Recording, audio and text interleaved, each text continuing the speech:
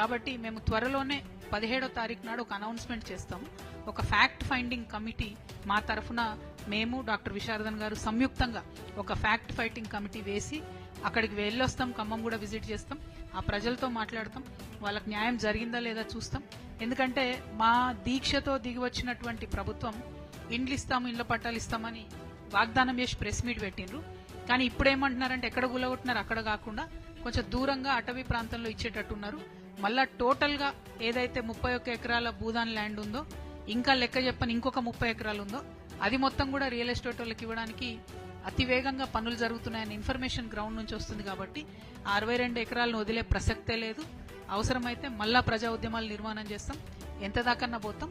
But 17th రోజు fact finding committee ఒకటి announce చేసుకొని ఫ్యాక్ట్ ఫైండింగ్ కమిటీ ద్వారానే ఖమ్మంకి వెళ్ళి కూడా వస్తామని తెలియజేస్తూ, వెలుగుమట్ల బాధితులు ధైర్యంగా ఉండాలి, మీతో పాటు జాగృతి ఉంటుంది, మీతో పాటు డిఎస్పీ ఉంటుందని ఈ సందర్భంగా తెలియజేస్తాం. కాబట్టి మేము త్వరలోనే 17వ తారీఖు నాడు ఒక అనౌన్స్మెంట్ చేస్తాము. ఒక ఫ్యాక్ట్ ఫైండింగ్ కమిటీ మా తరఫున మేము డాక్టర్ విశారదన్ గారు సంయుక్తంగా ఒక ఫ్యాక్ట్ ఫైటింగ్ కమిటీ వేసి అక్కడికి వెళ్ళొస్తాం. ఖమ్మం కూడా విజిట్ చేస్తాం. ఆ ప్రజలతో మాట్లాడతాం. వాళ్ళకి న్యాయం జరిగిందా లేదా చూస్తాం. ఎందుకంటే మా దీక్షతో దిగి వచ్చినటువంటి ప్రభుత్వం ఇండ్లు ఇస్తాము, ఇళ్ల పట్టాలు ఇస్తామని వాగ్దానం చేసి ప్రెస్ మీట్ పెట్టిండ్రు. కానీ ఇప్పుడు ఏమంటున్నారంటే ఎక్కడ గులగొట్టినారు అక్కడ కాకుండా కొంచెం దూరంగా అటవీ ప్రాంతంలో ఇచ్చేటట్టున్నారు. మళ్ళా టోటల్ గా ఏదైతే 31 ఎకరాల భూదాన్ ల్యాండ్ ఉందో, ఇంకా లెక్క చెప్పని ఇంకొక 30 ఎకరాలు ఉందో, అది మొత్తం కూడా రియల్ ఎస్టేట్ వాళ్ళకి ఇవ్వడానికి అతి వేగంగా పనులు జరుగుతున్నాయని ఇన్ఫర్మేషన్ గ్రౌండ్ నుంచి వస్తుంది. కాబట్టి 62 ఎకరాలను వదిలే ప్రసక్తే లేదు.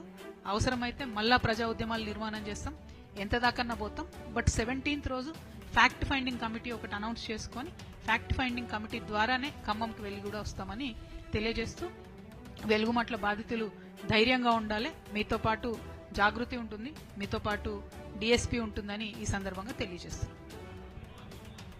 కాబట్టి మేము త్వరలోనే 17వ తారీఖు నాడు ఒక అనౌన్స్మెంట్ చేస్తాము.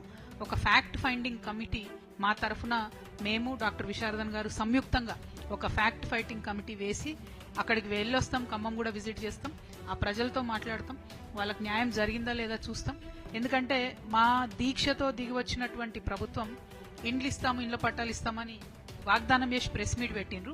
కానీ ఇప్పుడు ఏమంటున్నారంటే ఎక్కడ గులగొట్టినారు అక్కడ కాకుండా కొంచెం దూరంగా అటవీ ప్రాంతంలో ఇచ్చేటట్టున్నారు. మళ్ళా టోటల్ గా ఏదైతే 31 ఎకరాల భూదాన్ ల్యాండ్ ఉందో, ఇంకా లెక్క చెప్పని ఇంకొక 30 ఎకరాలు ఉందో, అది మొత్తం కూడా రియల్ ఎస్టేట్ వాళ్ళకి ఇవ్వడానికి అతి వేగంగా పనులు జరుగుతున్నాయని ఇన్ఫర్మేషన్ గ్రౌండ్ నుంచి వస్తుంది. కాబట్టి 62 ఎకరాలను వదిలే ప్రసక్తే లేదు. అవసరమైతే మళ్ళా ప్రజా ఉద్యమాలు నిర్మాణం చేస్తాం.